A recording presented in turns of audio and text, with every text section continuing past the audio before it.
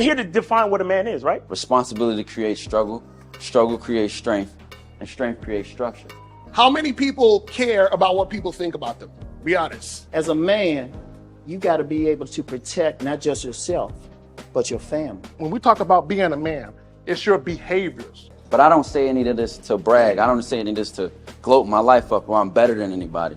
I start crying. I'm like, why am I crying? And so what I realized was, you put yourself in a target-rich environment. You are the only woman that paid for a ticket to come to this event. if you're trying to teach your daughter to be around a certain man and you're not that man yourself, she gonna choose you. Hey, let me not touch this nigga. He too clean. Where is that on you? It's not on me. It's not on you. The only reason why it's not on you is because you didn't choose it. Find the women who can actually help you build. And here's some deep game for you. You don't have to have sex with all of them. Since 2016, I've been following Lucario and Miles. Y'all changed my life. Followed by Uncle Ram. So ever since then, I've been getting a little bit of too much ass at times. You know, as a man, there's a balance to it. Your purpose and pussy. And the heavier your purpose. Even if you lose the relationship, you don't lose yourself. And that's the most important part.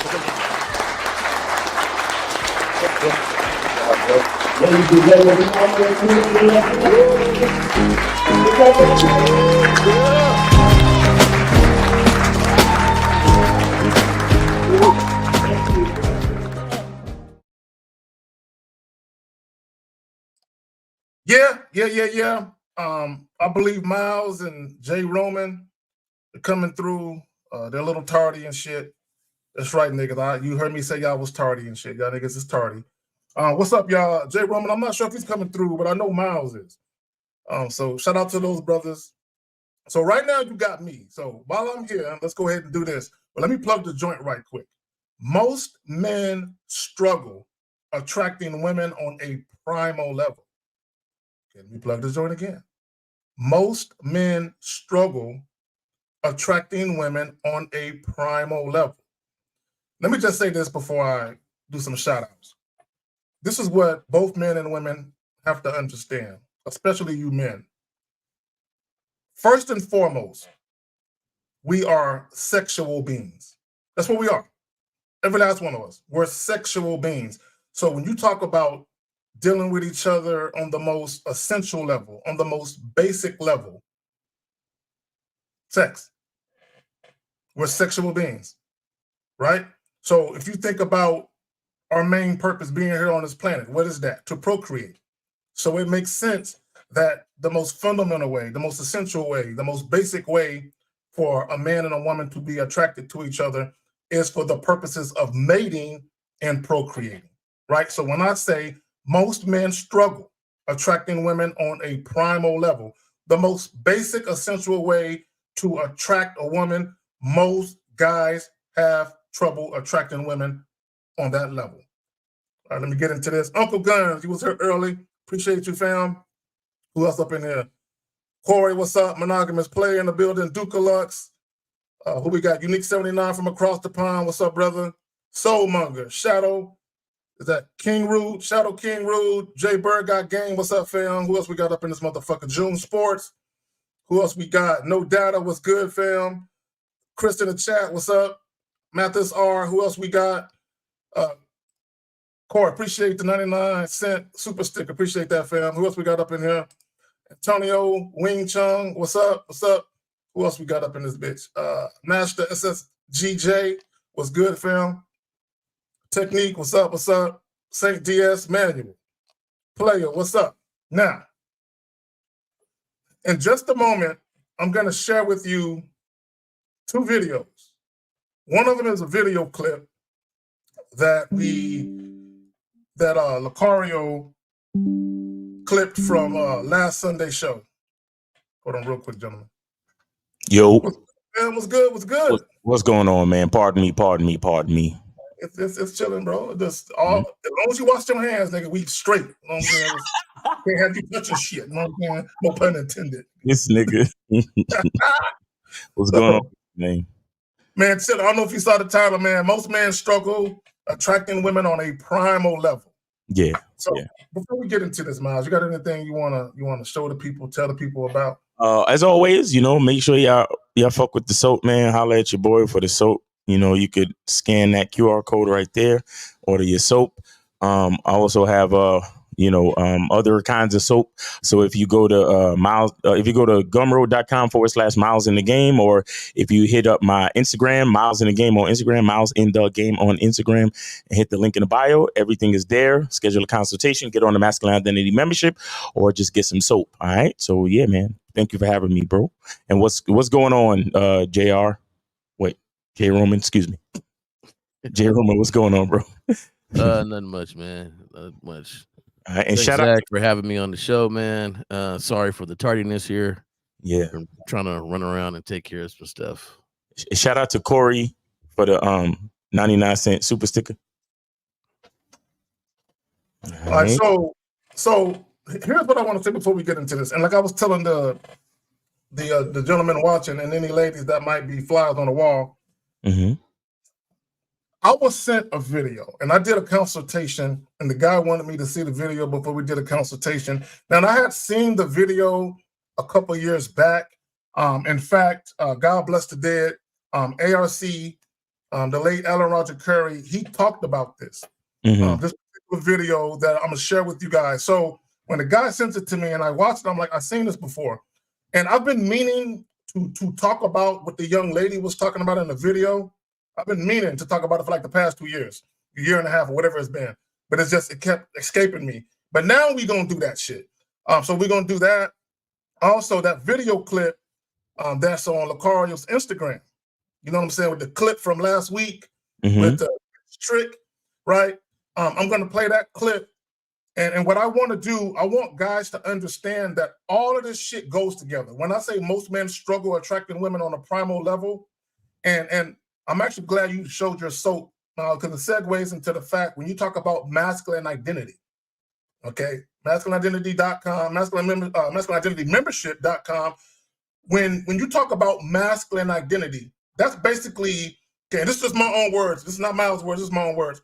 That's basically you getting in touch with who you are as a man from the most basic fundamental level, even from a primal level, right?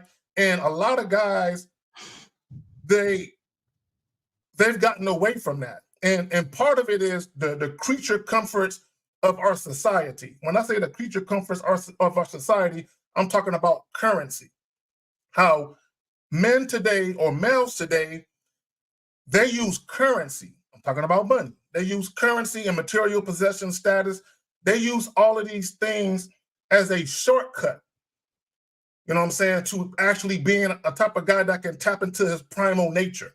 And this is why guys are struggling. All this shit with the passport bros, the high value men, all these dudes do the same thing. They use money as a shortcut and they skip steps as far as what it means to be a man in his primal nature. So when I say most men struggle attracting women on a primal level, they don't know how to attract women without using their education, status, money, material possessions. They don't know what the fuck they're doing. Y'all got something y'all want to say on it before we get into this? I'll say that because of the world I don't know if it's because of the world we live in, but what I mean to say is that it starts to become easy to think that all the external things are what's important, right? It starts to become easy to rely on, status, material things, and all that other stuff, because there's not many sources reminding us that we're good enough. You understand what I'm saying? Like, there's not many sources that actually like focus on the humanity of certain things. Everything is about flash. Everything is about the image. So it's easy for the average like child, so to speak, for the fact that most kids are growing up with tablets, Kindles and iPads and shit. Everything is about an image. Like, it's not important unless it's in some type of literal frame. You get what I'm saying? And so the psyche of the average human being is like, well, nothing is impressive to me unless I've seen it on my tablet. Nothing is impressive to me unless I've seen it on my phone. And you can't see a person's soul when the camera's on. You understand? And you know, and that's what makes, you know, that's what makes acting so, you know, such a respected profession, because when someone can bear their soul in a role and get you to feel something, that's a skill. You understand? But it's like in real life, it's like we don't really get that. You understand? We don't have that actual connection. Nobody's really bearing their soul in real life. And even if you're bearing your soul in real life, nobody don't want to see it because it's not in a picture frame. It's not on the screen. You get what I'm saying? So, you know, it's sometimes it can get to the point where it's hard to attract on a primal level, because that's not the popular thing right now. The popular thing is the image. The popular thing is the theatrics. The popular thing is the entertainment factor of everything. You understand? So it, you know, I can understand why it could get that way. But see, that's why guys like us exist, because we're here to remind everybody about the real. We're here to remind everybody that we're not actual YouTubers. You understand? We create content not for entertainment, but to remind you that there's a real world out here before social media. There's a real world out here before you turn on your phone. There's a real world out here that you gotta deal with when you talking to your woman, because you gotta lead her in the real world. No matter what the fuck she's seen on social media, that ain't got nothing to do with you. So you gotta look at your woman and say, hey, this is what it is. I'm your king. I'm your leader. This is the real shit. This is what's actually going to get your pussy wet. This is what's actually going to provide structure and leadership for you. So you got to pay attention to this. So that's why guys like us exist, in spite of all of the fucking, you know, the imagery and all the nonsense. There we go. Jay Roman, you want to speak on that, fam? We need your volume, Jay. We can't hear you. So just as soon as you said imagery, it made me think about makeup for ladies, right? So, you know, society has where this, let's just take I call it the Kim Kardashian era, right? Where everybody had to look like Kim Kardashian to be deemed or looked to be considered pretty, right? To consider it. And so everybody, they did their makeup like that. They did everything like that. And this cookie cutter of what a lady looks like that is pretty.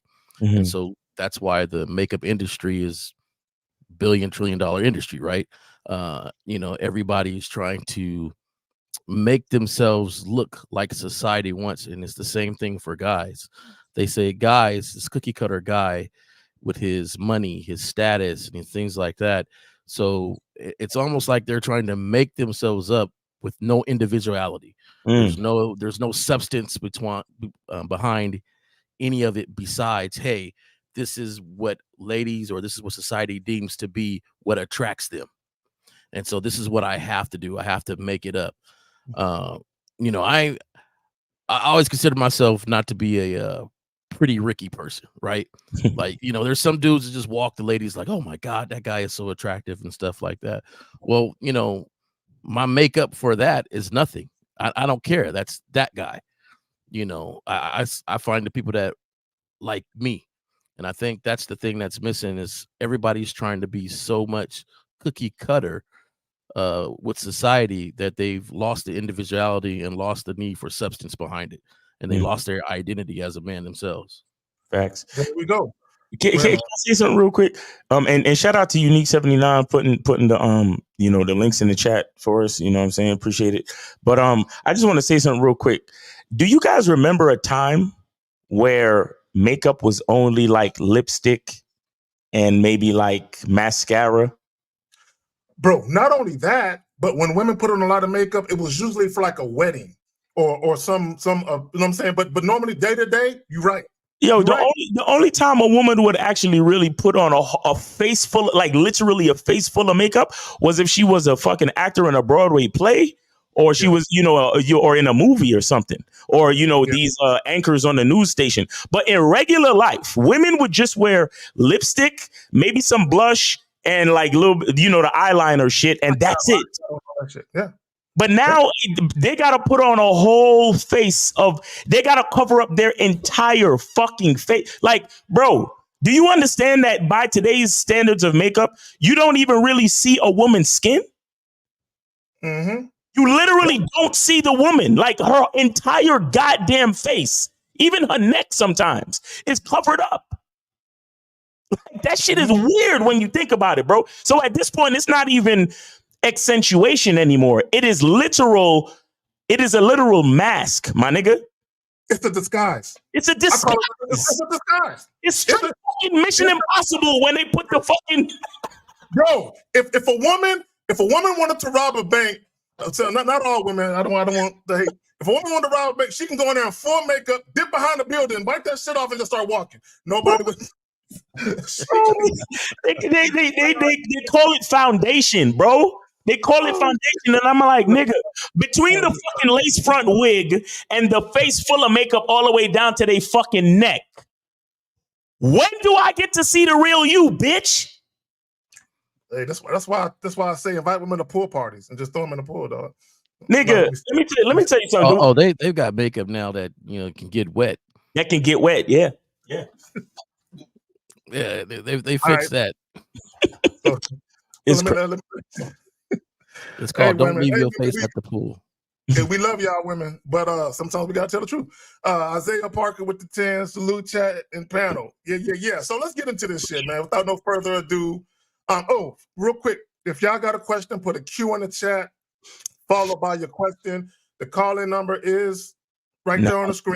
919-347-9392, 919-347-9392. The phone lines are open so y'all could call in whenever y'all want. There y'all go. So let me get into this first shit right here. And I'm done with sugar relationships. Oh my fucking God, dude. You know what I'm saying? I'm rich.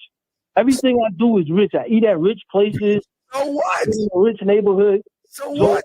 Caller. It doesn't matter. Caller. My approach game got weakened by passport. No.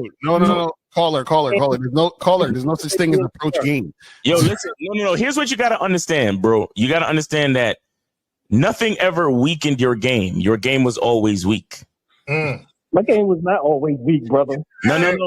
Wait, bro. Hybrid. Listen, homie. Listen to what you're saying. I'm being nice because I'm on your channel. No, I already know you trolling, nigga. I already know you trolling. Bro, I already know you trolling. I already know you trolling, my nigga. I appreciate you. Nigga, I know you, nigga. I more bitches. Trolling, bro. When we talk to you, I already know you trolling, nigga. I was just waiting for you to do this. I was just waiting for you to get to this point where you at now. Talking about, yo, I'm rich. Fuck y'all niggas. Y'all ain't got no game. Blah, blah, blah. You think you got... Nigga, your game always been weak. I'm saying don't disrespect me, nigga. Nobody's disrespecting you. Listen, nobody's disrespecting you. Nobody's disrespecting you, homie. What I'm trying to explain to you, listen, I'm trying to get you to understand the mindset. I'm trying to get you to understand what's going on. The reason why you had to passport and sugar is because your game was always weak. You a bitch. The game was not always weak. I had business before I had money, nigga. I got them out of practice. Then why the fuck you calling us, you bitch? Nigga. Bro. Yo, nigga, but that's what I just told you. But that's what I just... never had game. Bro, that's what I just told you. Nigga, stop making assumptions. Bro, that's what I just told you. You just said you're out of practice. What did I say? Hold on, brother. Listen, nigga. Listen, I just told you. Listen. Calm the fuck down. Because if I was talking to somebody, you would still be doing what you was doing. Respect me as a man. All right, sir. All right. I'm telling you the truth. You ain't no... Hold up. Give me some advice. Nigga, hold up. Caller, you don't understand that the advice that he's giving you is saying the reason why you started tricking is because the game was weak in the first place. That's what we're talking about, bro. We're not... Okay, all right. So... Yo, I forgot how crazy the whole exchange was. It was emotional when you listen back to it. So this is what I will say, because he said something about out of practice. A man is never out of practice. Facts. How do you forget how to be a man? It's like riding a bike, nigga. Stop playing. So even when we talk about, one of the things you say, Miles, is macking on accident. A lot of guys, they were just in the right time, right place. And they just happened to run into a chick that was feeling them. But it was really nothing that they did. They just happened to be around a chick that was feeling them. So they kind of just tripped over the welcome mat and fell into some pussy, right? So every guy, you at least get one of those in your life. You know what I'm saying? Where you just I've gotten a couple of those. Hell yeah. Now, for some of us, we happen multiple times, but every guy, you do at least one of those where you just look up into some pussy. Now, what happens is guys start believing what society has conditioned them to believe. That, okay, you have to achieve a certain level of financial success to be attractive to women. But here it is. Now, if we went back in history, right? Number one, long before there was currency, you had to be a dominant, aggressive male, right, to get the women, right? You had to be. There was no currency, right? So right now, you got chicks, for instance, they'll transact their vagina for money. Back in the day, they had to transact their vagina for survival, like literal survival, right? Yep. So and usually the biggest, strongest male that can actually throw down and defend himself and defend a woman, he's the one that got the mate. That's how it was. So in my opinion, what happened is the moment that currency came into play, you no longer had to be the most dominant, authoritative, aggressive, assertive man. Exactly. And I think the evolution of us, as far as intelligence, it also hurt our primal nature as men. Definitely. If that makes sense, right? Because if you listen to him complain, he's talking about money the whole time. Yeah. But he said, I used to be able to get chicks. So that kind of reminds me of the evolution of man. We used to be more primal. Now most guys aren't. Right. I got something y'all want to say to that? Yeah, we used to go hunt for our food. But now we could get it delivered. Like we don't even have to go to the fucking store anymore. We could just get it delivered. You understand how domesticated psychologically are we as men at this point? You get what I'm saying? Like with all the conveniences of society. And real quick, shout out to Boxing Plug Dave for the $2 super chat. He says, plug the joint, coach. Have a great show. Yeah, I mean, bro, it's a the psychology of all of this is crazy. Like, I think what it really boils down to is just the passion, motivation, or mindset to go out and get it, whatever it is. You understand? If whether we going out to get a bitch or we going out to get the bag or we going out to get a job, whatever it is, a lot of dudes out here, they feel helpless because everything with the convenience of society as it is now, everything comes to us so goddamn easy. You see what I'm saying? So it's hard for us to believe in struggle. Like most dudes that I talk to, a lot of dudes that are like, fuck with Miles Cunningham and be on my lives and be asking me questions and shit, emailing me or whatever. They're all about, well, I don't want to approach these women because I don't want to feel like I'm wasting my time. I don't want to go out and approach these women because I don't want to, it's too hard, man. It's too, you telling me I got to talk to multiple females and I got to approach and I got to do this and I got to. So the thing is that what they don't understand is it's not about just going out and getting the object. It's about building the skill of the hunt. You understand? It's about building the skill of having that passion and motivation to go out and get it, whatever it is. So if you're not willing to go out and get your groceries, if you're not willing to go out and buy your clothes because you're getting everything off of Amazon, if you're not willing to literally put in some fucking effort, put on your clothes, walk outside your house and go get whatever the fuck you need to get. Like that mentality, you're becoming domesticated, bro. Like you guys know that movie, Ready Player One, where everybody is like stuck in a house connected to the fucking video game. Yeah. And that's the only currency. Like, it's kind of like it's in some sort of way, maybe not, it's not as extreme as that, but in some sort of way, that is like, that's where society is evolving into. We're literally going to be stuck in those pods where all plugged in, just like the fucking Matrix predicted. Social media is doing that already. Yeah. If you think about it. Yeah. And it's like, bro, and that's why when I do my lives, granted, I'm using social media as a platform, sue me, I'm guilty. But that's exactly why on my lives, I'm out in the park. I'm out in nature to remind motherfuckers that there is a real world out here. There are trees and plants and dirt. You know what I'm saying? It sounds crazy, but there's a real world out here. There's a natural world out here. Say again? There are women who are actually cool as fuck. And that's true. Exactly. If you listen to the internet, all of them are evil. Exactly. That's what I'm saying. Because I'm like, you know, Lucario met April. I got my lady. You know, and I mentioned April's name because she's a part. She be in the chat, so they know April.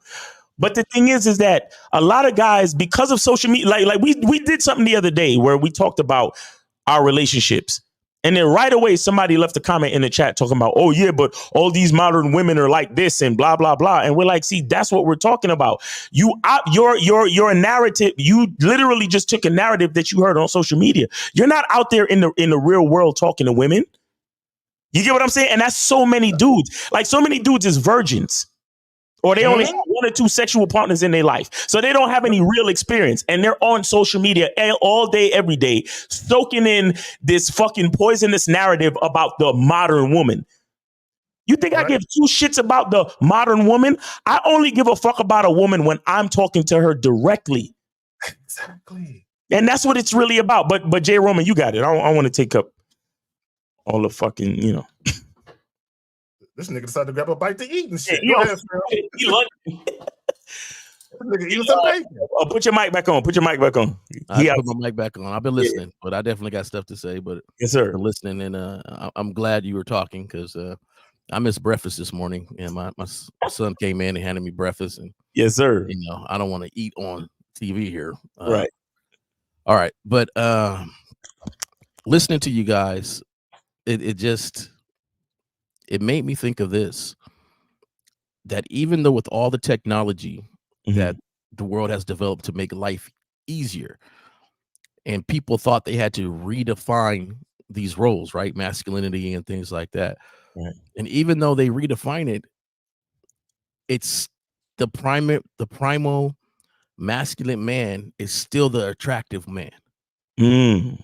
Even deep down inside. So you'll have a lady that believes that, okay, yeah, this guy is rich, he got money and whoop whoop, he provides me with all this, but something is missing, but something is not there, the attraction. And you have a whole bunch of individuals say, hey, I got my bag up, I worked out, I look like this. Why isn't she attracted to me? That's because she's running away from that primal straight up attraction, right?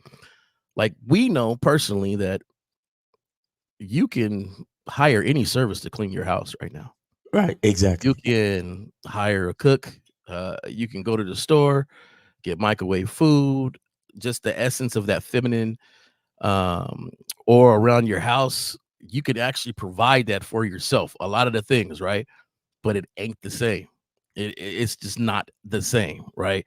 So, vice versa, when it comes to this masculinity thing, that they could provide a man there, and he could be rich, he could have this stuff. But there's some basic things that I believe is just like Zach put, primal things, the bare bottom when you come to it, that you cannot redefine it. It's always going to be an attractive trait when you have a man that takes care of not just financially, but in totality, everything. And so, and I think that's what they're running from, and they don't even realize it, because sometimes it's hard to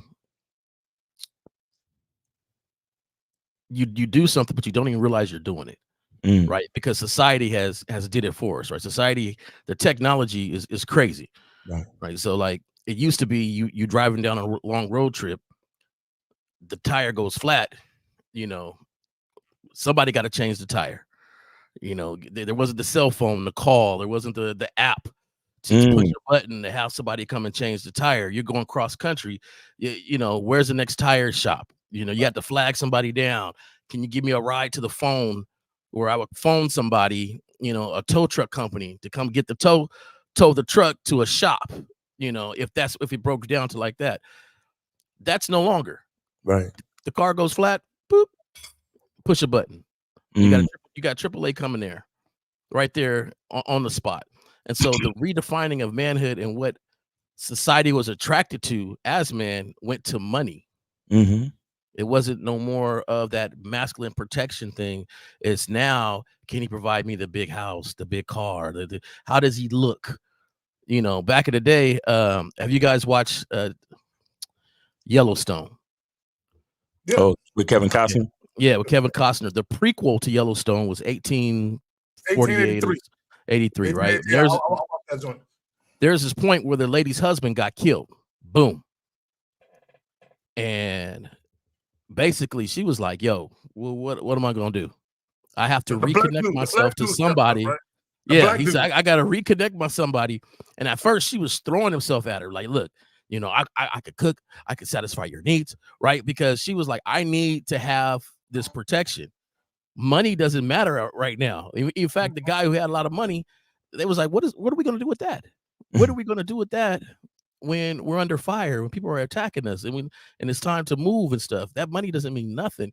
And that's the thing, that even though we have all this technology, it's still a basic primal need to have that masculine, you know, identity for men, and to have that masculine identity available for women. Exactly. And you know what's interesting, real quick? We talk about the, you know, the conveniences. It's like technology was created so we could actually do more and be better, but somehow, with all this technology and convenience, it's like we're getting lazier. And that's the weirdest shit. On a psychological level, it's like, how the fuck does that happen? Where we create, I mean, even if you go back to the history of everything, when the wheel was invented, when they invented the wheel to be able to easily move something from one spot to the next, I ain't even talking about the motor. I'm just talking about the goddamn wheel. Right? That was like one of the first major shit. And before that, there was fire. You know, when we realized how to create fire and all that type of shit. You know, we had fire to the wheel, to this, to that. The reason why those things were created was to make us better as human beings. Mm-hmm. You understand? So now it's actually easier to be a man. I mean, theoretically, it should be easier to be a man. It should be easier to be in charge and to be a leader and to secure your family and to lead your family and to do what you need to do. You know, you can easily just budget everything. You could just plug the numbers in and create a budget and take care of your family and have a certain cash flow, and everything should be perfect. But somehow we're actually getting weaker. How the fuck does that happen? Bro, check this out. You know, what's so funny is, this is why you'll hear guys say, if I pay all the bills, I should have a submissive woman. All I got to do is pay all of the bills. So now me being a provider takes away from me actually being a man, because they say being a man, now what they're saying is being a man means paying all of the bills. No, right. No. Just because you pay all the bills, that don't make you no man. All you got to do is Google Will Smith. All you got to do is Google him and look at him. He pay all of the bills. He bring home all of the bacon. Thanks. Right? But in his own relationship, he's not respected as the man, because guys replace those things with actually behaving and conducting yourself like a man. When you think about a man, dominant, authoritative, aggressive, assertive, right? Decisive, transparent, a leader, a guy who takes charge, right? A dude with a backbone who don't take no shit, no lip, none of that. Right. But for whatever reason, guys think all I got to do is provide this big old home for this woman, and she'll be a submissive woman who respects me, adores me. No, it don't work that way, because at the end of the day, when you take away all that superficial, shallow shit, she is still a woman. And there are fundamental things and essential things that she requires, and she requires a dominant man in her life. Women respond to dominance. Okay, this is why, you know, you heard the saying, femininity yields to masculinity. Okay, essentially at the very basic of what we are, that's what it is. So let me segue into this. Let me show y'all something, right? Because we stand on the theme about currency and money, and people trying to use that shit as a shortcut to manhood. So I want to show y'all something. Where that shit go? All right, hold on real quick. So I came across this Facebook post this morning. I'm gonna show the post, and I'm gonna show a comment. So men are purposely staying alone because women aren't women anymore, right? This is the post, right? Which is bullshit, right? Now, here was a comment. A young lady and I had a spirited back and forth, and this is something that she said. Okay, hold on. Let me move that. Let me move that out the way. Move that banner out the way. She said they have weak masculine energy and they are lost. Talking about men. Mm-hmm. Because the only role they identified is as a provider. And we don't need that anymore. Mm. Now they are intimidated, insecure, and most of the time extremely toxic. Mm. I'll take you back to the Real Game No Theory podcast we did last week with the Rich Trick. What did he say when he walked into the store, to the place, and the chick just looked at him? And he felt his ego was bruised because he had the mindset of, I'm rich. And because he was out of his car, she couldn't see his car. Mm-hmm. She couldn't see his bank statement. She couldn't see that he was a wealthy dude. Right. All he had was himself in front of her. And what he presented in front of her wasn't good enough. And the realization set in that, damn, maybe I ain't the man I thought I was. That's why he really called in. Because he realized that fucking that touch, that cold touch on his shoulder of, maybe I'm not a man like I think I am. I'm just a rich dude that got some money, and I've been taking shortcuts, basically spending money to get women to fuck with me. And so when women make videos and they say we don't need men, they're not saying they don't need men in totality. What they're really saying is, we don't need you niggas for money. We don't need your fucking money. We have our own. So she's saying the only role these guys have been identified as playing is a provider. Right. Beyond being a provider, these men are lost. They don't know what the fuck to do with themselves if they can't have a woman depend on them for that role. So what do guys do? Now, this is where it gets deep. Passport bros. This is what they do. And I want any of you so-called passport bros, call the fuck in. This is what passport bros have done. Okay, let me take this off real quick. Hold on, my bad. Give me a second. This is what passport bros have done. They said, my money means nothing in the Western world because these women are just as educated as I am. They make just as much money, if not more, than I do. So my money can no longer influence these women here. Let me take my ball and go over here to a foreign country where women aren't as educated as I am. They don't make the type of money that I make. So I can influence women with my money there because those women, they don't have jobs like pharmacists, engineers, pediatricians, attorneys, because those passport bros, they ain't fucking with those kind of women. Right. They fucking with chicks that work at massage parlors. They fucking that do lashes. Come on, man. Look, passport bros, call in because I'm taking it back to the essence of the fact that most men have lost the ability to attract women on a primal level because they're steady trying to use money. So here in America, what happens is when you step to a woman trying to use your money, she's looking at you like, oh, that must be all you got to work with because that's all you're showing me you got to work with. So why should a woman respect you as a motherfucking man if all you got is, I got something on the bills. Right. I can buy you that drink right there. Or you need some shoes, I can buy you that. Yeah, she'll take it. But she's saying this dude ain't a man.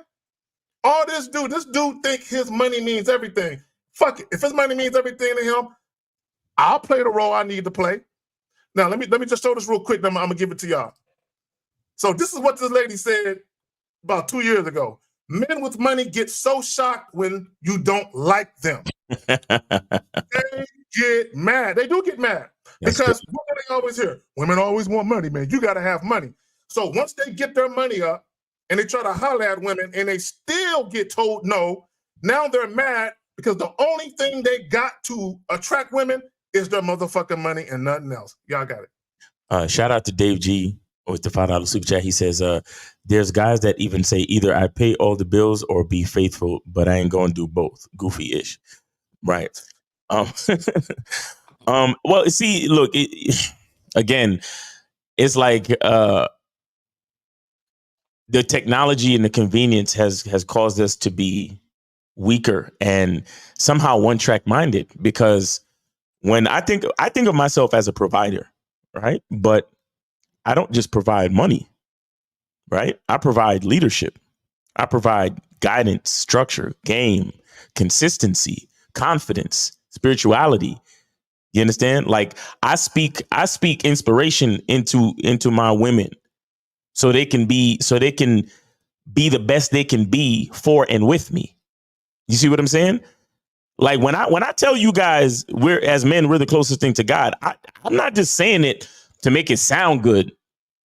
I'm saying it because that's how I really, really feel. So I believe that other than the God that she knows through her entire life, the closest thing that she's dealing with is the God in me. So when I say I provide, I'm not just picking up the bill at the restaurant, bro. I'm literally carrying this woman. You understand? Figuratively, spiritually, socially, I'm carrying her, bro. Like, and to me, that's how it should be. But see, here's the thing. A lot of guys look at that provider label and it's like the laziness only causes them to focus on getting their money up. And then, so it's like, once I'm paying for shit, just like you said, either I'm going to pay bills or be faithful, but I ain't going to do both. Well, what about paying the bills and being honest and letting your woman know exactly the type of man that you are? So if you are the type of man that's going to deal with other women, she understands that. How about that? How about leading by example and actually providing transparency and honesty and being a shining example of what that is, so she can understand how you roll and respect you? What about that? That's provision too. You get what I'm saying? But again, the average man doesn't understand the actual meaning of provider. This is why guys like us exist. This is why we have to talk to these niggas, because they really think it's all about the money. When the thing you need to understand about money is that money is literally just an extension of your character. Do you understand? Money is not, money is not just money, because it's not even just about the money. It's also what you choose to do with the money. So money is a tool that is an extension of your character, meaning how you spend the money, what you do with the money. You understand what I'm saying? And again, the leadership, how you lead the situation, the places that you take your woman to even spend the money, if you take her any place. You see what I'm saying? So it's so much more to being a provider that a lot of niggas don't understand. Why? Because in a way they're just kind of lazy and one track minded. There we go. Real quick, shout out Steve the Dean. Get the likes up, man, and support my dogs who are gang the fuck up. Indeed, you are. Indeed, yes, and like Steve said, like the fucking stream. Yes, sir. What up, Renee? How you doing, baby girl? All right, Jay Roman, you got it, fam. No, I think Mouse just hit it right on the head of the nail there when there's more to providing than just money. And like we stated earlier, it's kind of been where society has kind of pushed to that, right? Where, as long as you are paying for everything and doing all this, then I guess this is what you deserve, when in all actuality, you should be a provider even for yourself without the woman there, right? So you should be trying to be balanced and educate yourself and, learn about different subjects, think about finances and doing all this stuff. So it's not just, he's good at money. No. He's good at directing this family. He's good at directing our future. He's good at seeing 10 steps ahead and seeing on how we're going to move and navigate. Right. And I think that's the factor that they misunderstand when it comes to that masculine identity. It wasn't just that I'm masculine in the moment when the barbarians are at the door, but I've already planned for it, already put the fence up, already put the moat up, already put weapons in certain areas. And I taught you how to do this. I mean, we have an emergency plan. All that is prior to. That's seeing 10 steps ahead. And that's the thing that, people kind of miss when it comes to the masculine thing. It's not just at the moment, but it's always there for us. Mm-hmm. And I think that if you're a guy right now, if you're a man right now, you should have a plan. You should have a 5-year plan. You didn't just have a 5-year plan when you were dating, when she asked you, do you have a 5-year plan? What's your plan? Right? Right. I don't care what situation you're in. You should still have a 5-10-year plan, on where you're leading yourself or your family or whoever you're involved with. That should always be there. It wasn't just something to do when you were dating. And I think that's the difference for some guys understanding the male and the man. I'm always going to be this person, no matter who I'm with. Right. This is who I am. I will always learn and grow, and I always put myself in a better situation. There's so much stuff to help us out. Like you guys were saying, when Miles was talking about YouTube, right? I go to the YouTube University. Man, there is nothing around here that I don't fix. I'm talking about I open up my electric box, change some circuits, change fixtures, got the tools for this or that. I'm digging in the dirt. I'm fixing this or that. If I don't know about it, I'll find out about it in about a couple of months if that's what I want to do. Or I'll throw some money at somebody that do know how to do it. Right. But either way, I'm going to get it done. And it's not just for that moment. It's down the line. It's down the line. I think that, men need to start seeing more.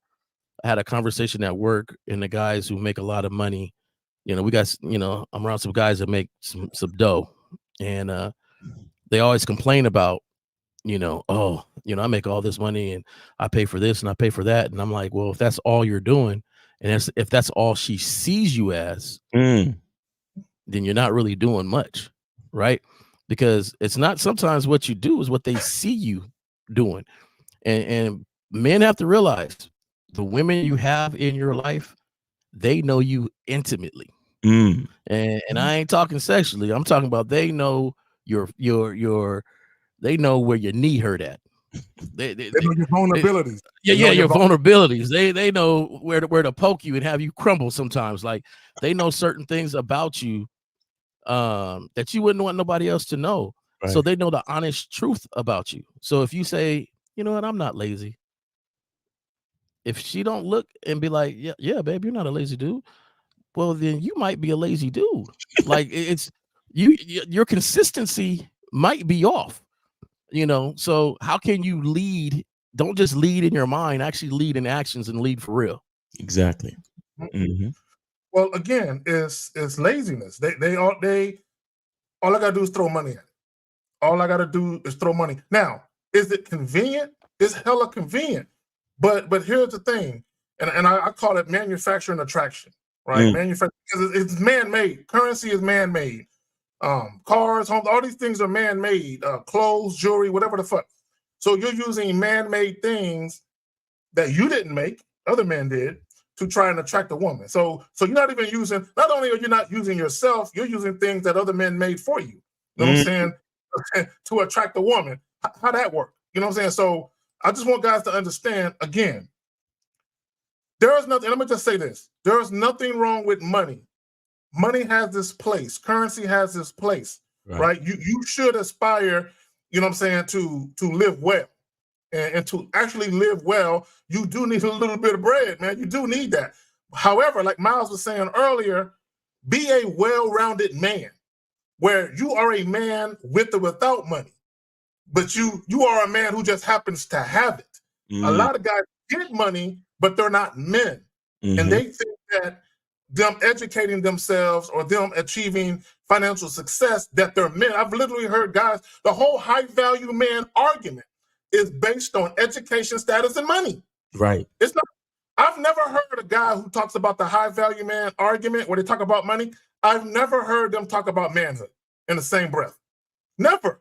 About the behaviors of men, the fundamentals, the foundation of what it means to be a man, how to conduct yourself, honor, integrity, dignity, values, principles, standards. I don't hear none of them niggas talk about that. Everything is wrapped around status, money, and education. None of that shit makes you a man. Like I said, there's a guy somewhere who's a janitor with a bunch of keys on his belt. That's more of a man than a millionaire is.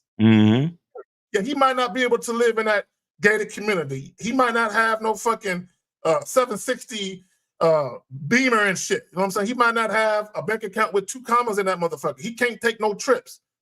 You know what I'm saying? Outside of driving to New Orleans and shit. You know what I'm saying? But he's a man, though. He handles his business like a man.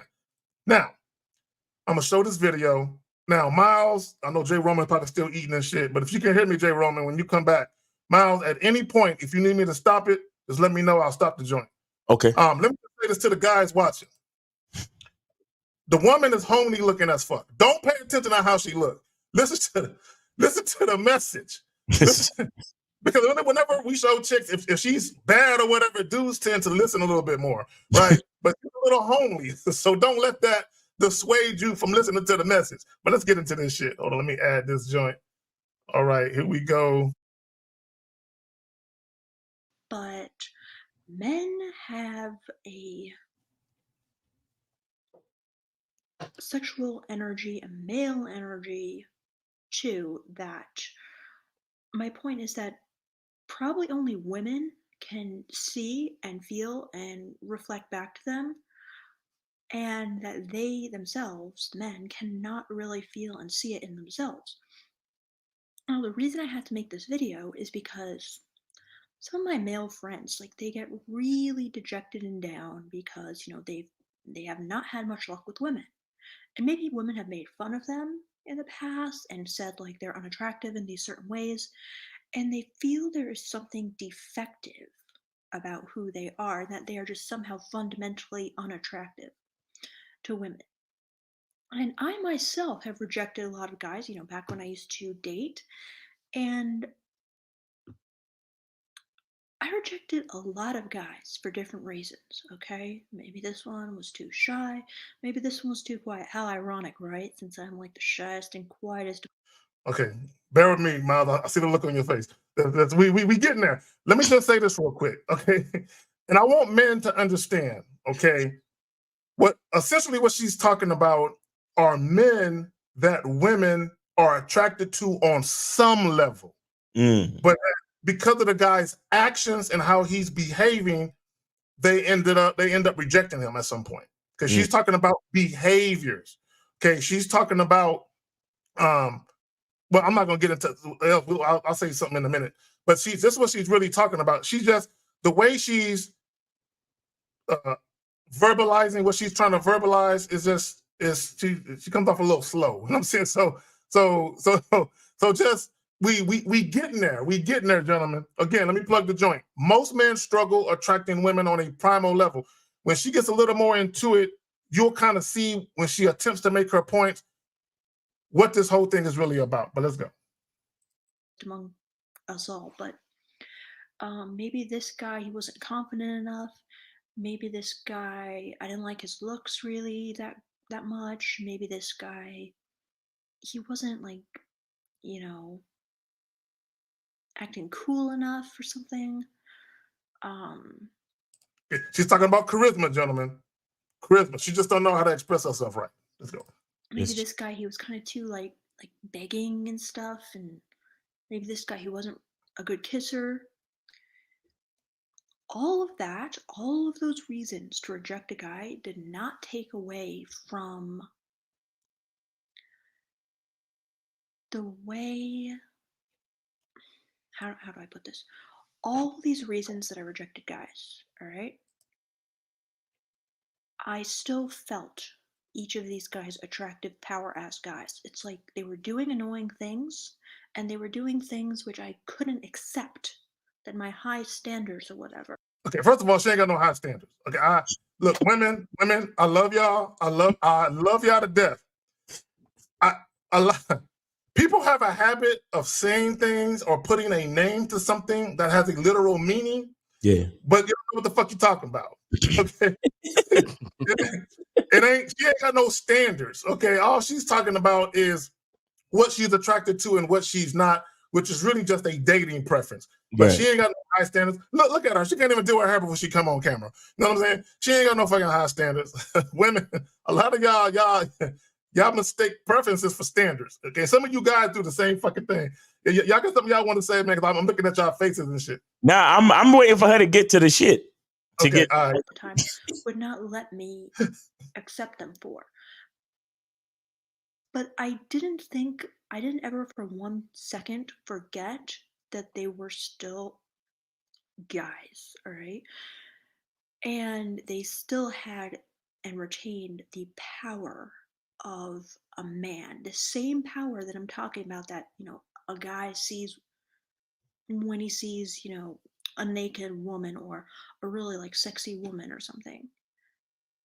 All guys have that. And it's not visible to them, but it is visible to women. All right. So even when a girl's rejecting you for this reason, she still senses your masculine power deep down. It's just the way you're acting or whatever isn't cool. Or maybe you're not really unleashing and tapping into the power she knows you has. And she's just like, I can't wait around all day. I can't deal with this. You know what I'm saying? But all guys have it. Even guys I've rejected. I have still felt and seen their attractive power.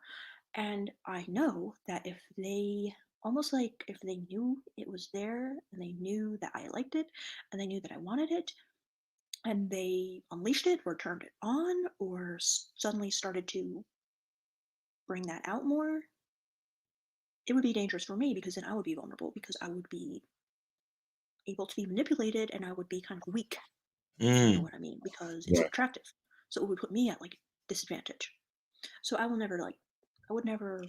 Okay, let me say this real quick. Yeah. Because I've heard guys say, I wish women would just tell us what they want. Women are not going to give you the blueprint to how to fuck them. Right. They're not. And the mistake that guys make when they hear women say, oh, we want a guy that's 6 foot plus, or we want a guy that makes X amount of dollars a year. We want a guy that's going to want. Those are not really blueprints to fuck them. Right? It's really not. Because I can tell you right now, there are women who have rejected 6 foot plus guys because of how they act. Okay, there are women who have used guys who got money, but didn't give them no pussy. Right. So the problem with guys is a lot of times when women say things publicly, how they really get down privately, as far as the men that they gravitate to sexually, they're often not going to speak publicly about that. Right. And one of the biggest reasons they're not is because it will fuck up their dating life, right? Because as much as women love sex and all of that, they still want to be dated. They still want people to take them serious and all that type of shit. So if they just told guys, hey man, the only type of guys that I really want to fuck are guys like this. Right. So then what happens is guys that would normally take them out on dates, they're going to be like, well, if I'm not that guy, I'm not even going to take you out now. So they'll be doing themselves an injustice on the dating scene if they spoke candidly about what's really going on. So women have to keep that public persona, but privately it's a whole nother fucking thing. And she's kind of describing that. So y'all got something y'all want to add before I continue playing this shit? We almost done, fellas. We getting there. Yeah, go ahead, Jay. No, just a side thing. She said something that I hate to hear all the time, especially when ladies say it, that they were manipulated. And you made choices and you're attracted to it. So it's not that you're manipulated. It's just deep down inside, that's what you're attracted to, his masculine side. And, because manipulating somebody is to do it, unfairly and scrupulously. And, that's not the case. But, I just, that word, that word is used in a lot of situations. Oh, he manipulated her. No. She liked what was going on. Well, I think she's misusing that word. I think what she's talking about is being digmatized. I think she's talking about being digmatized, where she falls for a guy head over heels, and she kind of loses control. You know what I'm saying? This is why you have women say, "Oh, you're trouble, or you're dangerous." I don't know about you, right? It's because they know you're the type of guy. If I deal with and I actually have sex with, and Lord forbid you're good in bed like I think you are, then chances are I'm gonna end up doing some shit that I probably don't want to do. You know what I'm saying? And it's because I'm so fucking enthralled with what you're doing, right? Yep. I think that's what she's trying to say, is she'll be vulnerable to be highly influenced by a man that she is sexually attracted to if he's the type of guy that he presents himself to be. I think that's what she's kind of talking about. Miles, you got something you want to add before I play this shit? Yeah, I just want to point out the part where she's talking about the natural baseline attraction that all men have. I think that's a very important point that most, and it's actually refreshing to hear a woman talk about this, because most women are not going to refer to that. You understand? Because most women, and it's probably because she's sort of homely, right? Because the dimes and the baddies are not going to say that part. The dimes and the baddies are not going to acknowledge, because I tell guys all the time, men are the gatekeepers to everything. Okay, men are the gatekeepers to sex, because without our erection, sex doesn't happen. Men are the gatekeepers to the next generation, because without our sperm, nothing happens. Men are the gatekeepers to marriage, because without our last name, nothing happens. Without our choice to be in a relationship with a woman, nothing happens. Do you understand? So that is the part of the the foundational value that I think most men need to tap into, because it's crazy how you go out, you try to meet women, and you quote unquote get rejected, or a woman tells you she's not interested, and men diminish their entire value just because one chick was like, yeah, I ain't really feeling it, I got a boyfriend, leave me alone. And it's like, bro, just because this one chick is not feeling you, or shit, even if you go out one night and 10 chicks tell you the same shit, like, I ain't feeling it, I got a boyfriend, leave me alone. These niggas really allow that to diminish their entire sense of value. And I'm like, bro, like, just because a particular chick ain't feeling you, or they tell you whatever they tell you, you can't forget about the fact that everything starts with you as a fucking man, bro. You cannot forget that. And so it's funny how she can recognize it, but most men don't recognize it. You understand? So I just wanted to point that part out. All right, this what's up. So let's go with this homely chick. What's almost done, fellas? Point this out to a guy necessarily. I'm just like, dude, you're on your own. You figure it out, because I'm not going to make myself vulnerable to tell you that I still find you attractive, and I'm not going to tell you how you could bring it out of yourself. For example, I had this male friend, all right, and I rejected him. We were dating. One time he got really angry at me in like a joking way, all right, and he really let like his masculine power that I always sensed under the surface out. And I got really turned on. But of course I did not tell him that. Okay, I got a story to go with that. Right I got a story. When I was in the military many moons ago, right, I got introduced to this young lady. And almost immediately upon being introduced to her, or us being introduced, she started talking shit, like right away. You know what I'm saying? And at first, I was kind of taken aback. I'm just looking at her like, she done lost her fucking mind, right? So I'm just thinking to myself, right? And then at some point, I tell her, shut the fuck up. Who the fuck you think you're talking to? And she put her hand on my chest, calm down. To make a long story short, we end up fucking later that night. Mm-hmm. When she was talking her shit, and I told her, shut the fuck up, who the fuck you think you're talking to? For whatever now, I was like 19 at the time. I didn't really understand what was going on, but that's what she's talking about. Yeah. Is like, oh shit, this motherfucker tell me to shut. Who the fuck you think you talking to? It turned her the fuck on. Yep. So a lot of times when people, oh, she's toxic. No, it ain't that. We're going back to primal shit, right? If you think about the animal kingdom, like sharks, when sharks mate, the male shark bites the female shark, right? If you ever see National Geographic and see some of these animals mate, there's some aggression, you know what I'm saying, going down. You know what I'm saying? It's kind of like, even when you think about sex, hair pulling, ass slapping, choking bitches, all of that, there's some aggression in there. And a lot of women like that type of shit. You know what I'm saying? So instead of telling a woman, hey, can you turn over for me? You just flip her ass over. And you grab her and arch that motherfucker back. For whatever, that type of shit turns some women on because they're being dominated. But let's go. Y'all got something y'all want to add to that? Yeah. I'll just say yeah. All right, let's go. Okay, but if he knew that, and he knew that, he could bring that out more, he could use that against me. So, what is this masculine power? It's difficult to put words to it, but it's an energy that all men have that's extremely powerful. It's raw. It's primal. Rough. It's the power of. There's this book, Mode 1, okay? And it's kind of talking about this. I recommend you all read it. Shout out ARC, Alan Roger Curry. She's talking about Mode 1. She's talking about his book. So she is familiar with Alan Roger Curry's book, Mode 1. So a lot of you are familiar with who he is. Y'all know what's up. For some of y'all who don't, just after you get done watching this, you can Google Mode 1, or you can go to YouTube and Google Mode 1, and you'll find what you need to find. But let's go. Basically, it said, if every man took a truth serum and he said exactly what he thought and he did exactly what he wanted and he kind of didn't give a fuck anymore. And he said brutal, I guess, raw honesty about girls. Like, instead of just being like, you're beautiful, if what he was really thinking was like, oh my God, I would love to just like throw you down on this couch and fuck you right now or whatever. And it's like kind of raunchy and dirty, but that was what he was honestly feeling. That is attractive, right? If he's angry and he acts angry, that is attractive. It's this power that men have that's just like,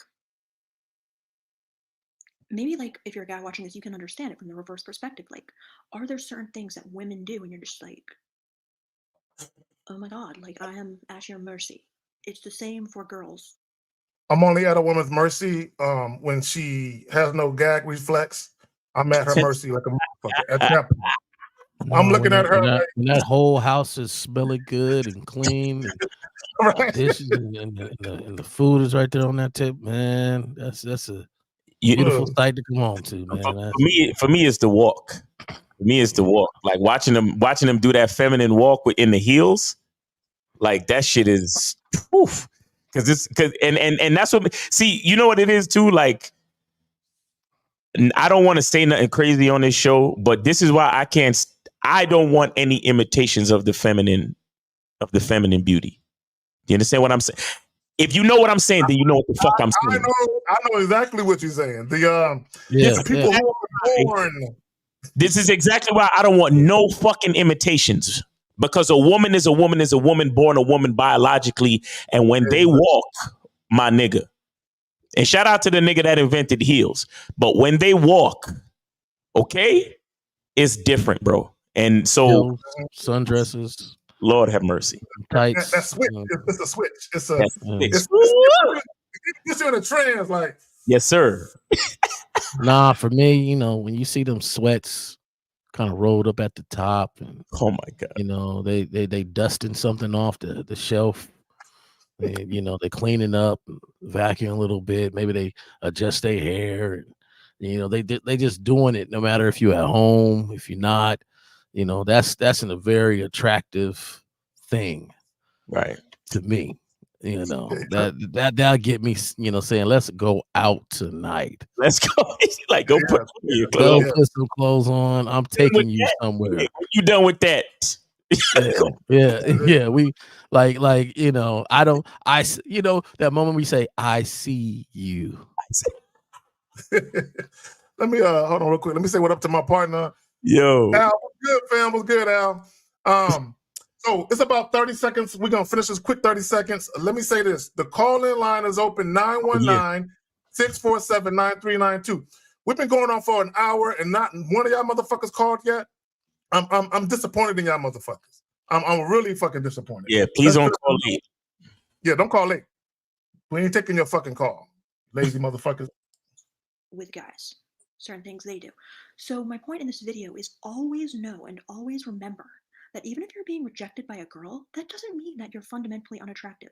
She knows you're a guy still, okay? And all guys have this fundamental attractiveness to women. It's just that a lot of times these guys they don't know how to bring it out, and women aren't going to help them because that makes women vulnerable.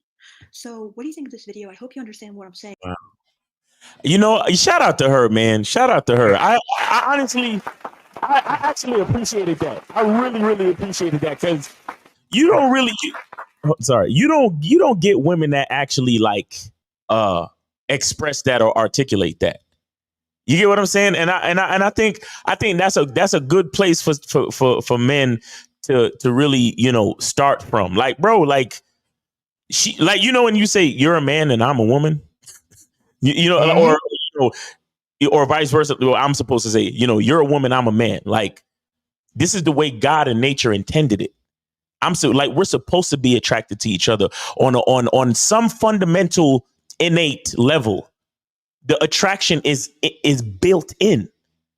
It's primal. We all have it in us. All of us.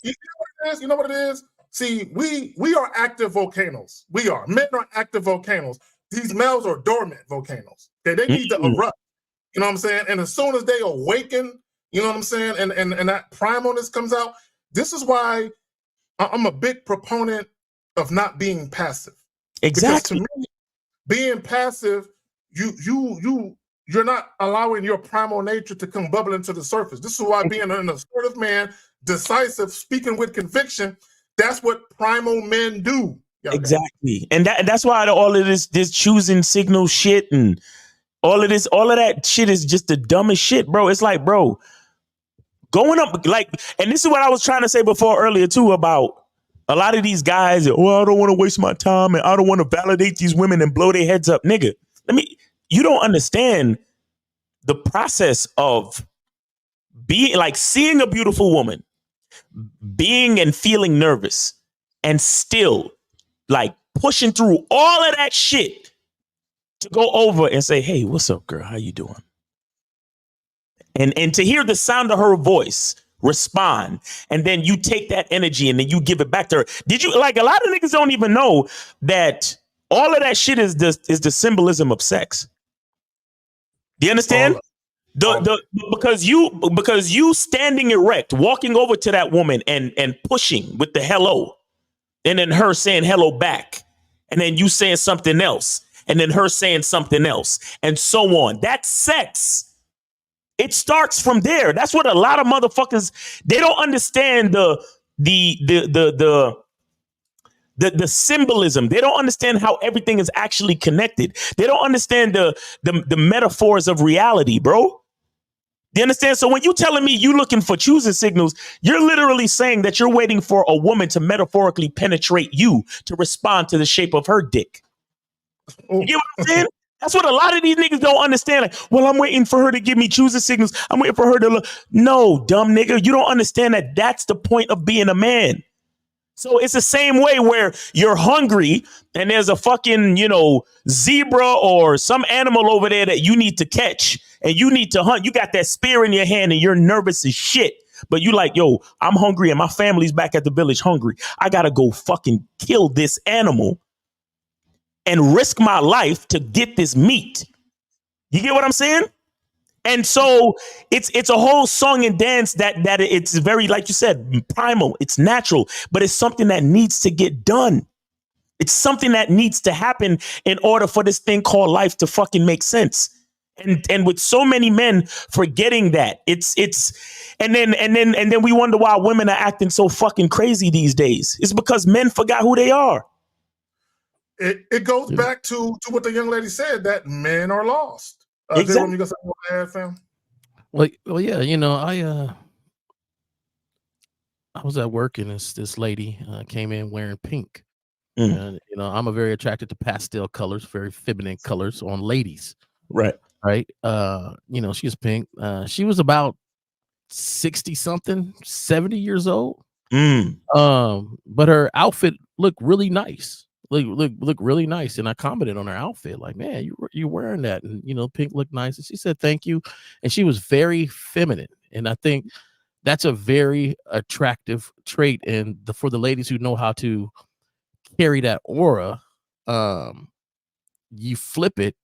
And I think the guys don't realize the aura we carry is that masculine energy. And like you were saying, you're sitting over there trying to look at a choosing signal when she's sitting over there trying to see you and your masculine energy. Yes.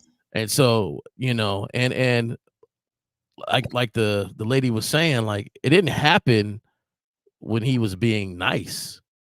It happened when he was just being himself. The bare buckle of it, when he was just like, you know what, I'm tired of this. And then she goes, oh, okay, that's the true you. I see you, not this makeup that you put on top to appease me, right? But for you to show me you. And I think that's the thing that guys really understand. You're hiding yourself, and they see you hiding yourself, which is not attracted to them. The thing is, I don't understand these guys that feel like they're going to make 100 out of 100 shots.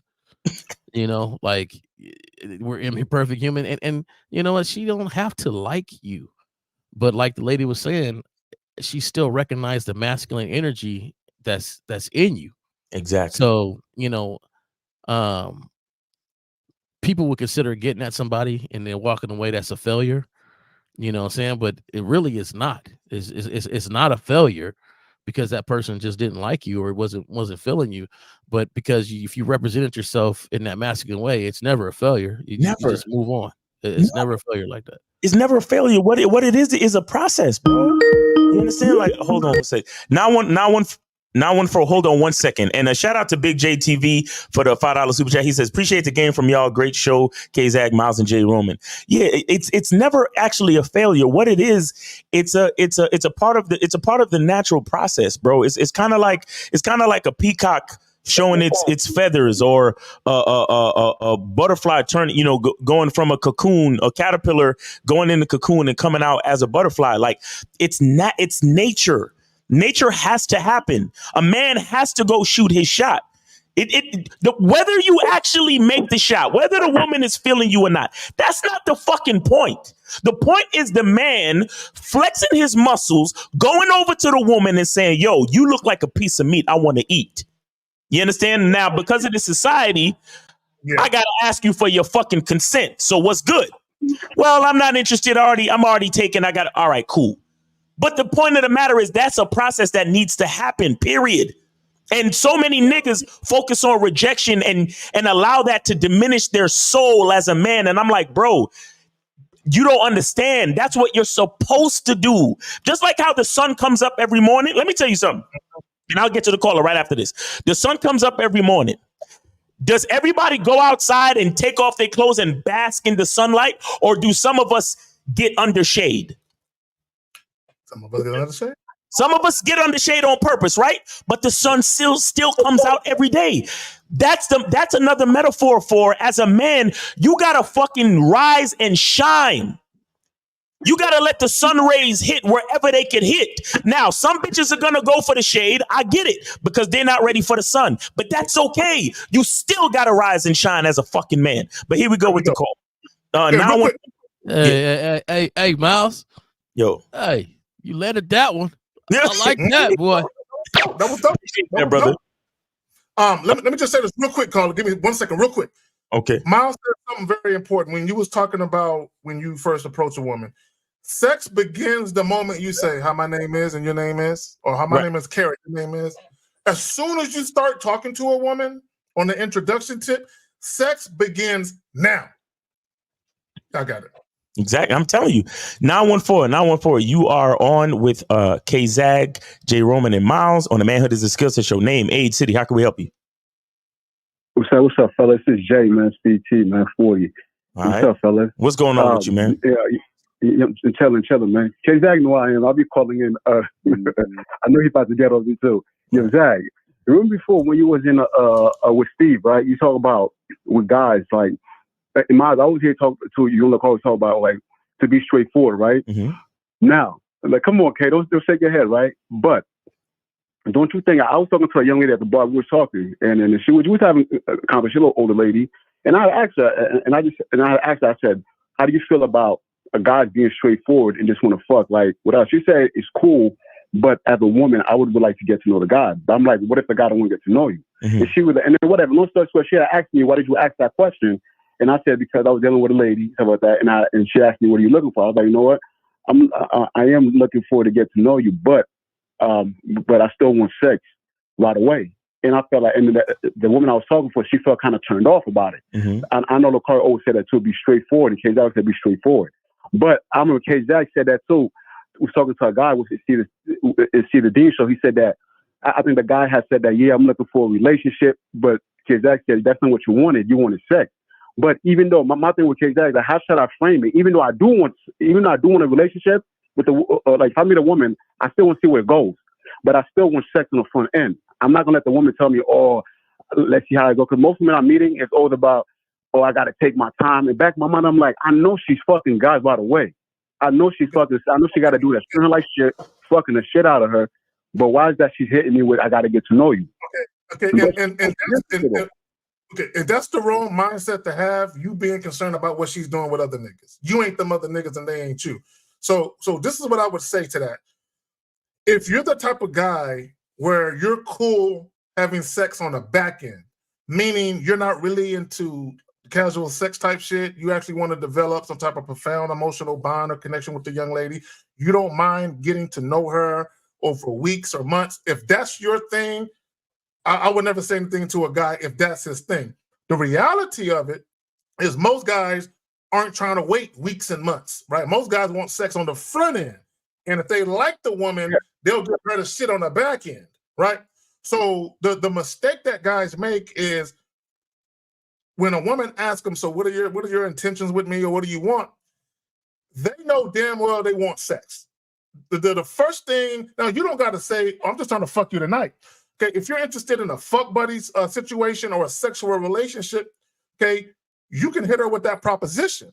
The problem with guys talking about, oh, well, I'm not looking for anything serious right now, but I'm not opposed to a relationship. Okay, you're giving her too many options. Okay, don't give women no options. When you very first meet them, no options. The only option is dealing with me on my terms. Nothing, there is nothing else. You cannot interject or insert your agenda in this situation.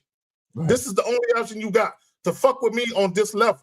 You don't got to explain to her, well, maybe we can fuck for like a couple months, and if things work out, maybe we can date a little bit for a couple more months, and if things work out, no, you ain't got to do all of that. Go ahead, I got it, man. Yeah, I think, like you said, it just sounds disingenuous. Like, it sounds like you say, I want to get to know you to appease her, and instead of just being real and be like, yeah, I want to see what's up. But, no. My thing is, like, a lot of times we say stuff, and I'll say this, I can't say everything like everybody can say it, but I can get to the point like some people can say it. So, not being there and just hearing what you're saying from the discussion, sometimes people need to use a little more tact, a little more finesse when they're saying stuff. And I don't mean to not tell the truth. What I mean is, was there any playfulness involved in it? Did you look her up and down, look at her shoes, and be like, man, you got some nice handlebars on? Like was there anything that was, playful with this? Or was it just, because we've been talking for 10 minutes, we've had a decent conversation. Now I'm just gonna let you know, like, hey, I would like to get to know you and fuck. The caller, the part that I think you got fucked up as far as your mindset, bro, is the part where you says, I know she fucking other niggas. Exactly. The fact that you're worried about other niggas lets me know that you're not a man who's clearly focused on himself and what he wants. Because let me tell you something about a man who's clearly focused on himself and what he wants, especially a man that's the age of 40. The man that's focused on what he wants and he knows who he is, he's going to be able to articulate just a little bit better. He's going to be able to move a certain way. He's going to be able to say the words to that woman a certain way. He's going to be able to like hold her hand a certain way, introduce himself a certain way, where he doesn't need to say, I want to have sex with you. He will move in a certain way. He will touch her on her elbow and then let his finger run up to her hand when he shakes her hand and then kisses it real quick, or turns her around and tells her what a beautiful outfit she has on and how much it accentuates her hips. And then you might touch her dress in a very respectful way. But the way that you touch her, the way that you squeeze her, the way that you show her the strength of your grip will fucking let her know what you're really trying to do. But you're still worried about the niggas that you think she's fucking. So you're not actually there, brother. That's the reason why you fucking up with these chicks, bro. Because you're not actually focused on yourself and what you want and how you can change this woman's life. You understand what I'm telling you? No, I do. And I'll be honest with you too, man. There's sometimes ladies, sometimes they need to take a shit. Like, you never know when they're sitting there if they're uncomfortable. Like, for real, like there's people. No, I'm just being straight up and honest with y'all. Everybody swear a lady went to the bar and she ain't got no stomach problems. She ain't got nothing else going on. Like, she like Hey, I used to bounce at clubs. Ladies go in there and blow them bathrooms up. All right, you Thanks. sit there talking about smashing when she got something, coming down the line. All I'm saying is she got a turtle head. I know it. Hey, I know it's crass. I know it's but honestly, ladies are humans that have to do certain things too. Right. They don't always be feeling sexually in the mood, and when you dead in the conversation like that's it or nothing, you never know about the next night when she's feeling better or what's going on. So, sometimes, the no right now is just the right now, but we want to put it on such an intense moment. Like, hey, I got to get to know you in sex right now. Like, hey, I ain't feeling good right now. My girl dragged me out. I actually feel like throwing up in a minute, but I sat here and talked to you because you was cool to talk to. Like, women go through stuff too. Bro, I'm just being honest with y'all, man. Like, no. I'm glad you said that. This one woman I used to be involved with, she was telling me about a story that involved her. This is before I met her, but she was telling a story about how her and her friend, they were out somewhere, and at the time, the one I was dealing with, I guess she was going through something. Like you're saying, she was either a death or a bad breakup, something. She was going through something, and this guy was trying to holler at her, and she basically shooed him away. And then her friend was like, girl, you ain't see him. He was fine. And she was like, girl, I'm not paying attention. I'm not in the mood to talk to no niggas right now. Right? So a lot of times they're not really paying attention. They're not in the moment because they're just not in the mood, to your point. This is why if guys think about this, right? There were times when I met a woman and like literally I met a woman and the timing was off. And I met that same woman months later, and I'm smashing the same night that I'm talking to her, that we run into each other for a second time. Because the first time we ran into each other, it was a situation that I had literally where that happened, where there was something going on, and I was being introduced to a young lady, and I really didn't have time to really holler at her, so I didn't know she was interested or not. But later on, a friend of mine invited me to a party that was her party. So I'm in her crib. Her and I are talking. She ended up telling everyone, y'all leave. Everyone but him. So she got to put her hand on me, y'all go. So we ended up fucking that night. But what I'm saying is a lot of guys, they automatically assume that when a woman comes across like she's not interested, the first thing that guys go to, I must not be handsome enough. That's the first thing guys go to. Right. Yeah, they use that shit to diminish their own value, and it's a big mistake that men make. But go ahead, Jay. Nah, Zach, I met a lady one day, and we was chilling, and it didn't happen that night. No biggie. And then later on, but the reason why it didn't happen that night was, her ex was the one she was dealing with, and he had smashed right before her coming out. So it wasn't that she wasn't attractive, wasn't that she didn't want to explore anything. It's just that she was getting dressed. He called over, came through, and that was her smash moment. But ladies go through. They do stuff like they didn't just wake up and wait for you to talk to them. You know what I'm saying? So yeah. Yeah, and I think a lot of guys forget the practical factor in certain things where it's like sometimes the schedules don't match. Sometimes, like you said, Jay, like she probably got to take a shit. She don't feel her sexiest right now. You know what I'm saying? Like it's like dudes be in the ego way too much, bro. Where it's like when a chick say she not interested, it's like they she rejected me. Oh my God, these modern women, bro, and blah blah. That's why I don't approach women anymore because blah. It's like, bro, sometimes it's a practical reason why she telling you no. Like, it's just not going to work. Like, she got shit to do. Like, she only came out, like you said, Jay, because her girlfriend dragged her out or her girlfriend brought her along simply because she was too scared to go to the bar by herself or whatever the fucking reason it is. You see what I'm saying? And sometimes it ain't that serious. You shoot your shot. She ain't interested or it's not that it's not going to work right now. It is what it is. But the thing is, you see, like how Kerry, you explained that you met the chick one night. Yeah. It didn't really pan out, but then you seen her another night and it worked. Check this out. Most dudes, when they get in their ego, they feel rejected and insulted, right? And they get to that point where they're salty about the transaction.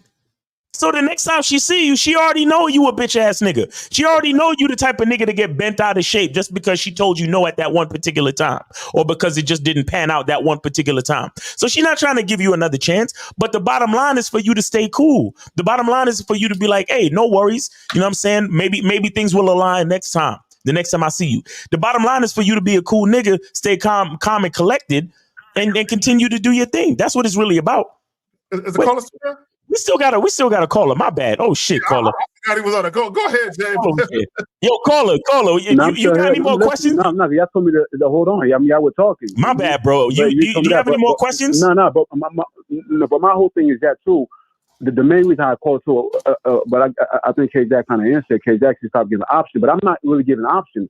I'm just saying that I don't mind if it goes to something serious.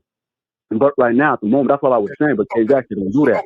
Okay, caller. Look, check this out. Okay, I'll just use myself as an example. Okay, whenever I've been single in my life, I've never been on a hunt for a relationship. Never. I was never looking for a girlfriend. Okay, I'm just dating and having fun. I'm literally dating and just having fun, and I don't have no expectations of no woman that I'm dealing with. You know what I'm saying? As long as she respects the nigga, right? And she's compliant. Other than that, I don't have no expectations about anything else. Now, in the event, and let me just say this. Okay, in my adult life, I'm talking about since I graduated high school up until now, right? I've had 4 serious relationships. All those women were fuck buddies. They all started off as fuck buddies, right? So I wasn't out here giving mid-level positions to chicks. You know what I'm saying? No, they had to start out in the mailroom, all of them. So what that means is I could meet a woman and we initially just have a casual relationship that revolves around sex, but eventually, she can change my mind. You know what I'm saying? But she has to campaign and audition though. If she wants a role that supersedes just being someone I'm fucking, she can change my mind and have me look at her in another way, right? She can do that. And these women that I was involved with, in some cases married, had family with and all that, they were able to do that where I'm like, damn, I wasn't even looking for no girlfriend, but Shorty's showing out for a nigga. She got me rethinking my plans and shit. I'm seeing potential with this one right here, right? That's because the woman was doing something, but I'm not telling her, well, I'm open for a girlfriend. Because here's the thing.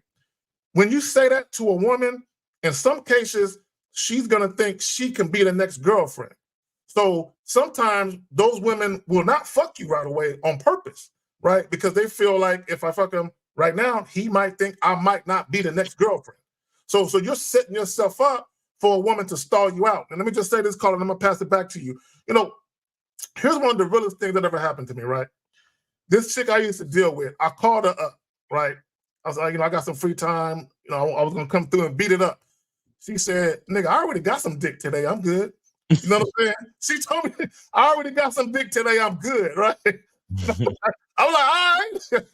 Well, holla at me on the back end. I'm going to holler at you, exactly. Right? And sometimes you need to hear shit like that because women got shit to do and they got other things going on. You ain't the only nigga. So when you was talking about how the chicks be fucking other dudes and shit like that, and you worried about that, don't concern yourself with that. You know what I'm saying? I mean, is it true in a lot of cases? Probably, right? But it doesn't matter at the end of the day, because here's the thing. This is what guys do, caller. This is what guys like to do, and this is where your ego comes into it. A lot of guys, they're not used to having one-night stands or getting casual sex quickly. They're used to taking women out on 2 or 3 dates, and then maybe after 2 or 3 weeks, a month or longer, maybe they have sex. But they hear some other dude got it the same night, so they're like, how come I ain't getting it like that? Because you ain't that nigga to get it like that. You know what I'm saying? Stay in your lane. You the 2-date nigga. You know what I'm saying? The 3-date nigga, the 3-week minimum nigga, the 90-day nigga. If that's your lane, that's your lane. Go ahead, you got it. Real quick, shout out to Isaiah Parker for the $5 super chat, and shout out to Renee Renee for putting the links in the chat. We appreciate you. But caller, do you have any other questions, bro? No, that's it, man. That's it. I think you answered my question, man.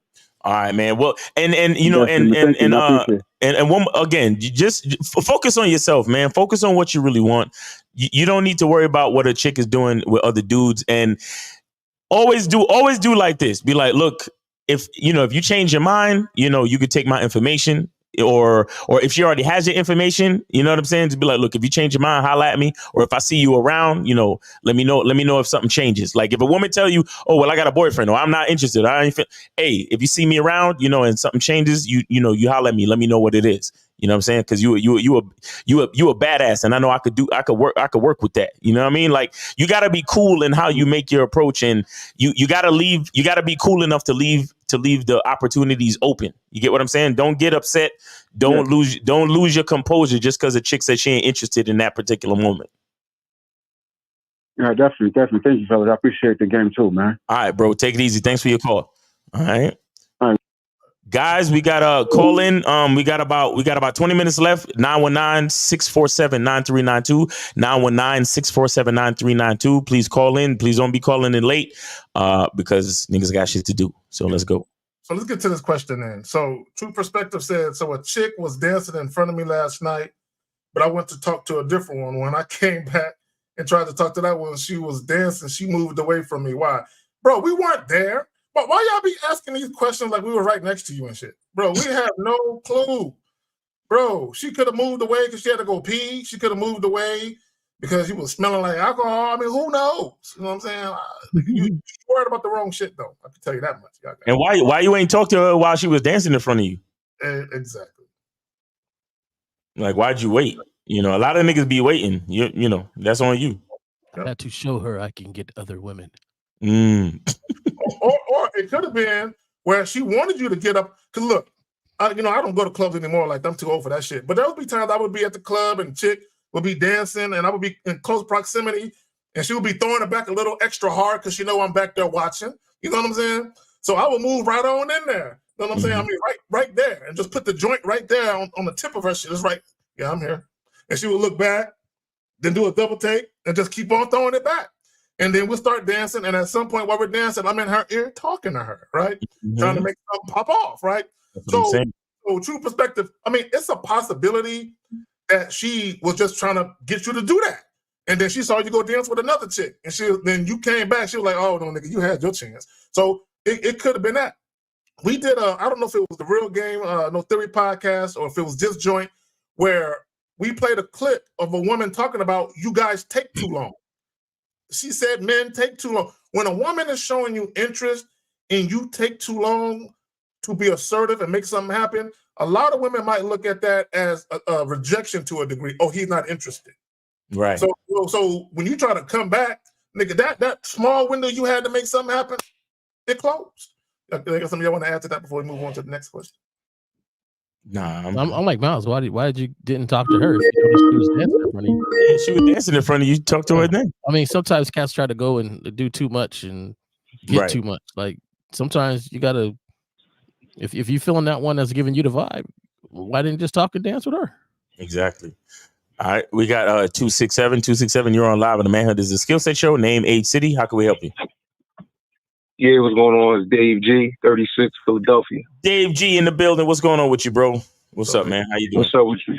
Chilling, man. I'm good. Yeah, so I kind of wanted to follow up on the phone call that I had with Zag and Steve. And I know y'all remember that call. Y'all niggas cooked me pretty much, but I do have a bit more understanding in regards to that, because remember I was telling you, Zag, like, you know, I was open to I told the chick I'm open to a relationship, but I didn't tell her that to fuck, because you know what I mean, we had already had sex. I only told her, you know, what I wanted to do to her, and you know, she was down. But you know, after that, you know what I'm saying, I had said, yeah, you know what I mean, I was open to a relationship, but you know, it's a process to that. But I understand that, because when you plant that seed in her mind, just like you just now said, Zag, she could probably think that she's gonna be the next one, and you don't even know that. So like I understand what y'all was saying with that. You know what I mean? This is why I warn guys against inadvertent behavior, because there's something you're doing that you might not realize is impacting your desire to do whatever it is you want to do. And then what happens is the woman comes into the situation, and again, if all you want, at least on the front end, if you're mainly motivated to deal with the woman because you desire to have sex with her on the front end, behind door number one is just some dick. Make sure that you don't see door number two. Behind door number two is dick and possibilities, right? If a woman has an option between dick and possibilities because she knows you're sexually attracted to her, She can be like, oh, I can have his dick anytime I want it because I know he wants me. So let me check out what these other possibilities are. And those other possibilities could be a potential relationship. So what some women will do is they might be down to give you sex on the front end, but the whole time they're trying to interject their agenda in the equation, which that's what you had. You had the woman that was down the fuck on the front end, but the whole way she kept trying to interject her shit. And then when she couldn't get you to commit to letting her interject her agenda in it, then she just dipped on you. Now, what some other women will do is they won't even fuck you right away because they'll be like, if I fuck him too soon, he might dip. So let me stall him out and let me see if I can get this other shit popping that I think I can get. And then once I see I got that secured, then I'll sprinkle some pussy on it, right? And that's why I tell you, don't let women do that shit. You know, don't let women do that shit because they're basically trying to control the sexual dynamic where they're trying to make you prove that you're worthy of the pussy. So don't gotta be careful with that. So it's like once you introduce that notion, they'll kind of use that as a manipulation tactic or manipulation chip. Well, let me tell you what happened, and this is how women will do it. Now, this is assuming either whether she's already fucked you or she hasn't. Like your situation was simultaneously doing two things. She was talking about, "Ooh, I like what you did to me last night. Let's do that again." And then when you was like, "Yeah, let's do that again," and then she was like, "So you're gonna cook for me too?" So she was simultaneously throwing all of that shit on top of it together, right? Because she was letting you know you still got access to the sex, but also I need you to give me access to you non-sexually. So she was toggling between both. You know what I'm saying? That got something I want to add to that? Yeah, I got you. That makes sense. Nah, you got it. Yeah, I just think, and then I'm gonna dip out the show, fellas, because I gotta go. Appreciate having you on, Zach. But also something you gotta watch out for is when you put the possibility of a relationship that they will curtail their behavior to your preferences that you might have stated during these conversations, and that's not really them. They're just curtailing their behavior to move and progress, so you can choose them for the relationship. And then you get that it changes. Right. At that moment, a lot of guys will blame the woman. Oh, look what you did. You changed up. When in actuality, no, it was just that you put dangled the relationship there. You told her a whole bunch of preferences. You told her a whole bunch of different things that she curtailed her behavior to. Facts. So that's something else you got to watch out for. So, it's almost best that, I find the notion that, hey, let's just enjoy the moments as we enjoy the moments, and then you'll read the person to see if this is going to continue on later or not. Exactly. And that way that pressure is not on. Don't give it a blueprint. Okay, go ahead, my bad. I would say always keep women in the present moment in time. Always keep them and don't have them looking too far into the future. Okay. Also, you want women to respond to what you're offering today, right now. Right. You don't want them to respond to what they believe they can get the later. First 3 doors is dick. Yeah, there you go. You open the door, dance dick. Damn, that carry dick right there. So either I got to take the dick or I got to walk away. Stroke dick. Yeah, I got to walk away from this nigga. Right? Okay. So, and let me just say this, because some women are going to be like, oh, men are just all about sex. Some men are, but I can tell you, all of us, that's not what we're all about. Now, if you got something else to offer outside of sex, let me see it. All right, J. Roman. Let me see it. Like Pimp C said, let me see it. You know what I'm saying? Right. Let me see it. But while you're showing me you got something more to offer than just sex, we're gonna be fucking though. Right. But you can still be showing me you got something more to offer. Go ahead. But see, here's the thing, that because like we was talking about earlier, like when you say hello to a woman, sex begins there, right? So if metaphorically speaking, we fucking at hello, right? Then sex has got to mean more than just what a bitch think it means. There you go. If you get what I'm saying, right? Because a lot of women love to downplay sex and be like, oh, all guys are interested in is just sex, and why are you so thirsty? Why are you so pressed? Why you, as soon as we get on a date, all you want to talk about is listen. Sex means a whole lot of things, because number one, it's you, like the woman has to submit, consent and submission for me to penetrate. Mm-hmm. She's taking my leadership, right? Because I'm going to tell her, bitch, turn around, bend over. You You know what I'm saying? Getting missionary. Come over here and suck this dick. Open up, play with that pussy while I get my pants off, or whatever the fuck I'm gonna tell her. She's taking my leadership, right? She's dealing with my dominance. She's trusting me with the vulnerability of being penetrated.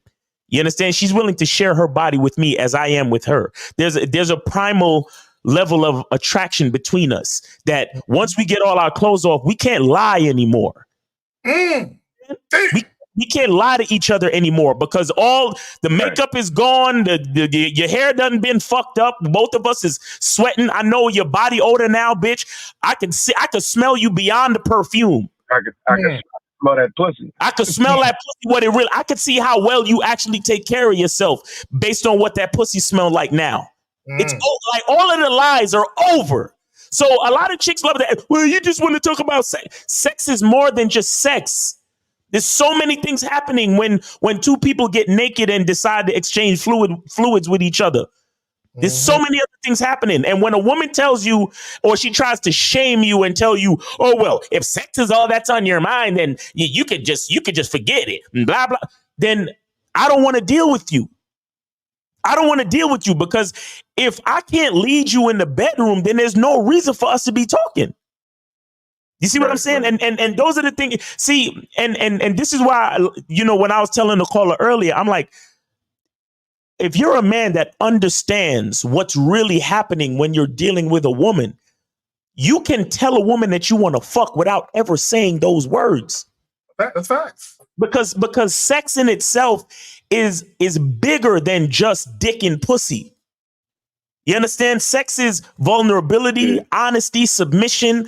Fuck, yo, do you understand, bro? Do you understand? Intimacy. Do you want intimacy, vulnerability? Do you understand what it is when you spanking a bitch, when you choking a bitch, when you getting up in there deep, when you fucking her fast, when you fucking her slow, you listening to the way her body responds to what you're doing?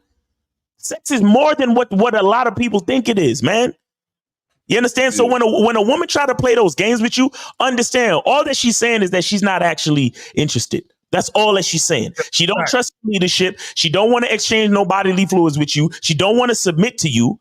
You understand? She don't want to be penetrated by you. So basically what I'm saying is that this is exactly why as men, we have to get to the sex sooner than later.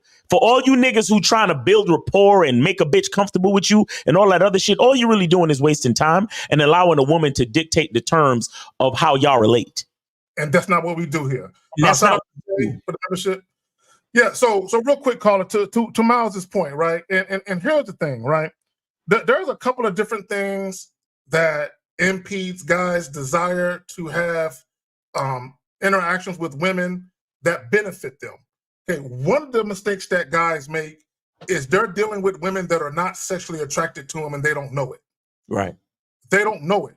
So the first order of business for any guy, for any fucking guy, the first order of business is this woman I'm talking to sexually attracted to me? If the answer is no, leave her where she's staying. Don't fuck with her. Because now, do women deal with men they're not sexually attracted to? All the time. Do women get into relationships, get married to, have kids with men they're not sexually attracted to? All the time. But look at the fucking horror stories you hear.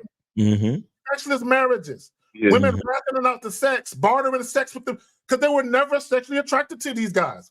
Avoid that. So a lot of times when you're trying to ascertain whether or not there's mutual sexual attraction. Now, when you guys actually decide to have sex, y'all can decide that on your own.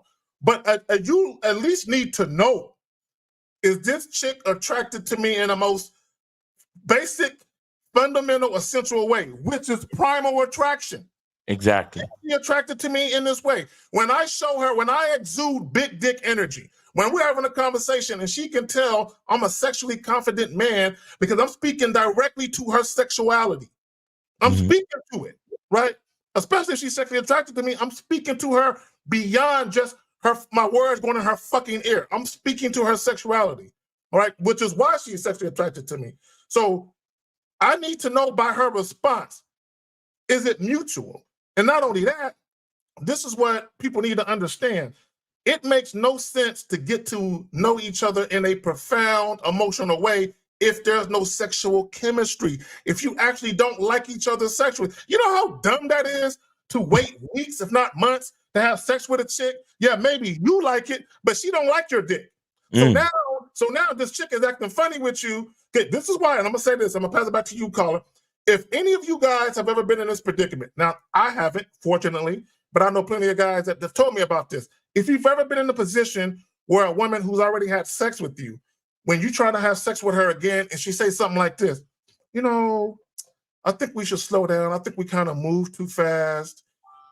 I think we should get to know each other and kind of just put sex on the back burner. What she's really telling you is, I don't like your dick. Yeah, that's like you. I like kicking it with you, but I really don't like fucking you, right? Oftentimes, that's what it is. Mm-hmm. That's it.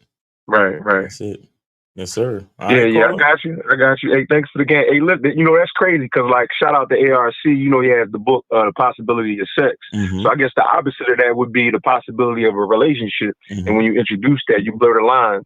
And I see what you're saying with that. So, you know what I mean? Shout out to y'all. I appreciate y'all. Yes, sir. Thank you for saying that. You blur the lines. Blurring of the lines can have an adverse reaction where the woman is stalling you out and she's trying to make you jump through all these hoops and shit. Mm-hmm. Facts. You don't want that shit. Yeah, I got you. All right, Hey, caller. thanks for taking my call, fellas. Yes, sir, man. Thanks for calling in, man. Appreciate you, brother. All right, take it Peace easy. out.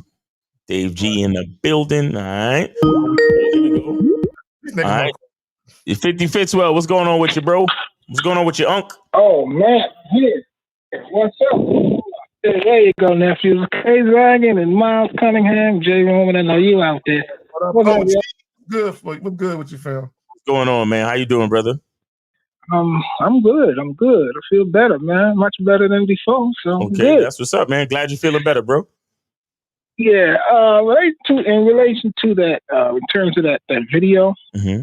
and that lady said deep down inside masculinity is in you and shit, right? Mm-hmm. Something happened to me a long time ago. I live in the DMV. Kerry might know. Government building. I was a government security guard, and I worked at the IRS. I worked at Department of Agriculture, where it is just pregnant with women. Just if you can't develop your game in them buildings, you don't want any. You don't want any. So one day I was, I had did something before I got to work, and I wore a soft uniform, gray pants, white shirt, blazer, and shit back in that contract. Mm-hmm. And I was driving in. I was doing something before because I had this other gig. I had to go serve this paper. So I had the uniform on, and when I was coming back on 301, on 301 out there in Bowie, yep. I had a flat tire. And it was about 9:30 in the morning. And I said, damn, and I had to get back downtown. I had to go downtown. So I said, damn. So I took my shirt off. It was nice. Took my shirt off, put that in the car, jacked the car up, changed the tire, called my boy. I know he was down the road. Yo, bring me some water to wash my hands. He came over, got some water, boom. Got back in the car, parked, got on the metro, got to work. That joint made the nigga feel good. Why? Because everything was done. Something happened. Solved it. No problem. Got there. So I was on top of the world. My whole attitude and everything that day was, hey, how you doing? I was good, right? On time and everything, fresh, clean, nothing dirty. Right. One chick came through and they said, hey, how you doing? They said, damn. And they both stopped. And they looked. They said, damn. I said, what's up? And one looked and said, damn, that nigga glowing like shit. What the fuck, damn? And I was like, what the hell they going on? Women see that. Mm-hmm. I was successful that day. Right. I was super successful that day. It was something that I did, got it done. It was an urgent matter, got it done, solved the problem. So yeah, I'm happy, and it must have came through. That is your masculine identity. Facts. Real shit. That's your masculine identity. Mm-hmm. Yeah, I got a real quick story that kind of is in line with that. Now, if y'all remember when Hyundais first started making cars, they were shitty, right? So I had a little sky blue Hyundai Excel. This was back in the late 90s and shit. I had a Hyundai Excel, right? And it was a piece of shit, right? And I'm driving to work, and when I'm driving to work, I hear something hit the ground. Like clink. I'm like, what the fuck? And the car stopped working. And what it was, the bolt that connected the alternator to the joint, the bolt fell out, right? So because the alternator just it broke, the housing broke, right? So I had to get a new alternator. Now at the time, I had a little bit of money, so all I could afford to do was buy the alternator, but I could not afford to have anyone install it. Mm-hmm. So what I did was I bought the alternator, and I just looked at the diagram, and I literally taught myself right there on the spot how to put in a fucking alternator. Now with the way the cars are made now, there ain't no way that's happening. Not without being in It's a hard now. Yeah. Oh Back man. when they have A-Woos and Yugos and them cheap cars, you can get to engine parts pretty easily back in the 90s. But I literally taught myself how to fucking take out and install a fucking alternator, right? So the point, to your point, we solve problems. We don't bitch. We don't complain. My money was funny. I had just enough money to do this one thing, but I had to figure out how to put the shit in myself or I was going to be fucked. You know what I'm saying? So I'm glad you told that story, because when we talk about even just being a man on a primal level, just basic shit, surviving, finding out a way to do something so you can make something happen, right? I could have bitched about it in mine and, cried, I ain't got enough money, man. What I'm going to do, man? Or I could have got a bus pass, but I ain't want to catch no fucking bus. So I said, let me fix this shit. But y'all got it. Nah, that's what's up. That's real shit. That's man shit, man. Yeah. Yeah, man. That's a great story. Man. You got anything else for us? Let me see. Anything but a yes is a no. I mean, what can I say? That's true too. That's my shit. Anything but a yes is a no. That's facts. That's real. I'm moving forward. I'm dropping your masculine identity and all of that. Masculine identity, bad boy, manhood is a skill set. I'm always giving niggas in the street yo shit. Always. Appreciate that, bro. Yes, sir. Appreciate always. That. I ain't get smacked up yet because I be hearing niggas arguing on the phone with bitch. I say, dog, hey, Nessie, come here for a minute, man. You know you acting like a little something right now. What you doing, boy? Hey, man, here, check these guys out right here. And I just walk away, man. Thanks. I say, it's gonna be like church. You're gonna disagree and hit yourself over the head, but just settle down and listen. It's hard to swallow at first. Right. Some salt on it, some pepper, ketchup, mumble sauce, you be good. All right, happy Saturday, y'all. See y'all tomorrow on the Real Game, No Theory podcast, y'all. 12 o'clock Eastern Standard Time. All your simp ass niggas get there. I'm out. Yes, sir. Appreciate you. All right, take it easy, man. All right. That's what's up. We kill the phone lines. We get on calls. Oh yeah. We good on calls, and we could get to the rest of these questions, and then we could be out. But so Ali Khalid says thoughts on the Netflix film The Killer. Plenty of game.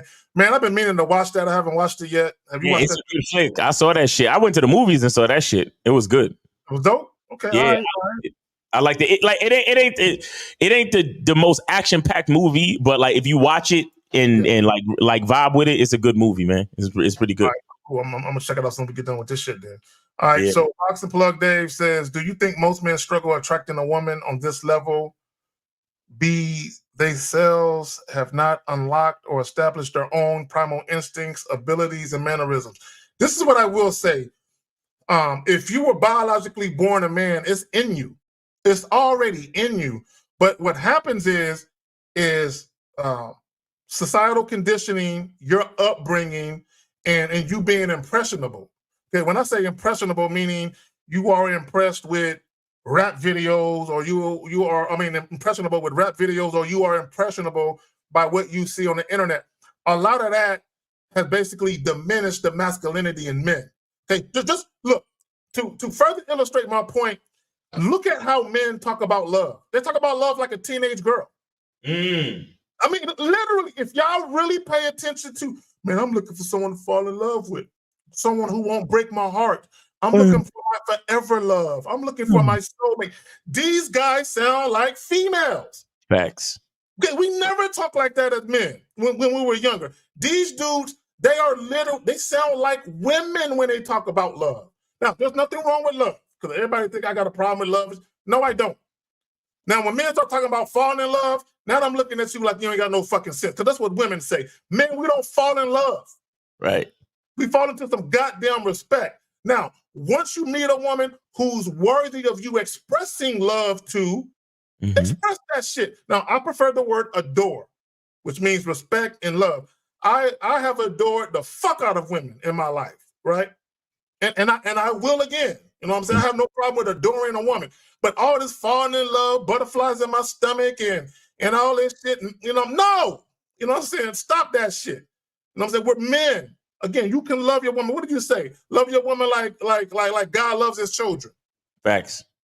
Come on, man. So you got anything you want to add to this, brother? Having not unlocked the establishment. I mean, it's basically what we've been talking about the entire show. You know, like I said before, man, as a man, you gotta rise and shine like the sun, you know, and you know, some chicks are gonna bask in the glory of your sun rays, and some chicks are gonna go for the shade, and it is what it is. Either way, you got to shine regardless. There you have it. On that note, you got anything you want to plug, brother, before you bounce the fuck up out of here? Yeah, man, you already know, man. Get the soap, man. All right, get the soap, and then of course, hit me up. Shout out to Renee P once again, man. You know, putting in the links, really appreciate it. And guys, hit me up, Miles in the Game on Instagram. I do my morning lives Monday through Friday. Make sure y'all join me in the morning time. And then Lucario is going to be going live 4:30, about an hour from now on YouTube Live. And then, of course, check us out tomorrow, 12 noon Eastern time. And that's Lucario's coming on 4:30 Eastern time as well. But check us out, 12 noon Eastern time, Real Game No Theory, Mr. 1950, Steve the Dean, Mr. Lucario, K Zaggin, and myself. And yeah, man, appreciate every last one of y'all. And God willing, we'll be here next week to do another episode of the Manhood is a Skill Set Show. There we go. Let me say this real quick. Fuck with your boy. Manhoodisaskillset.com. Also fuck with your boy. At the return of Manhood. Here on the tube, for those of you who are watching on Miles' side of the fence and shit, come fuck with your boy. At least check out what a brother's saying. If you feel so inclined, by all means, sub, hit that little notification bell so that way you could be notified. And as 50 was saying, for all you young men, older men in here, even some of y'all ladies, if you got people that you feel can hear something from us and get something from it, put them on. Right. Put them on. And shout out to the Real Game No Theory podcast. Shout out to Miles with the masculine membership, masculineidentymembership.com, with the bad boy membership.com, 50, you know what I'm saying, with the silverback lifestyle, Steve the Dean, man mindset. And shout out to myself. I'm that nigga. Holla at your boy. We out. Peace. All right. Peace.